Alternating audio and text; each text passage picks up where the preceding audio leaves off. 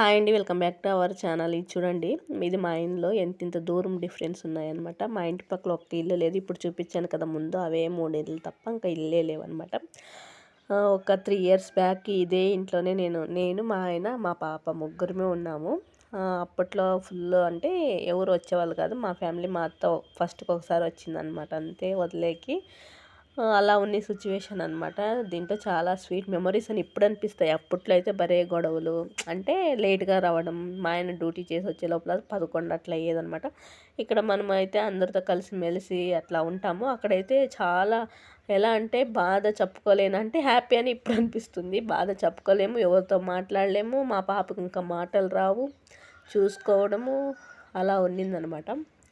ఇంత పెద్ద ఇల్లు క్లీన్ చేసుకుని ఇదే సంసారం అని నేను అనుకునేదాన్ని అనమాట. ఇంకా ఇట్లాగే ఇంకా నీట్గా పెట్టుకోవాలా అట్లా ఇట్లా అని చాలా ఉండింది. చాలా ఏడ్చేదాన్ని. ఇదంతా భరించలేక ఒకసారి నిజంగా అంటే కామెడీ చేసేకపోయి అది సీరియస్ అయిపోయేది, నాకు తెలీదు. మా ఆయన డ్యూటీ నుంచి వచ్చే లోపల, అంటే బయట నుంచి వచ్చే లోపల నేను కళ్ళు తిరిగి పడిపోయినట్లు యాక్టింగ్ చేసేసాను అనమాట. మా ఆయన ఎంత లేపుతాడో లేనే లేదు. అప్పుడు నా సెకండ్ ప్రెగ్నెన్సీ అనమాట నాది అది.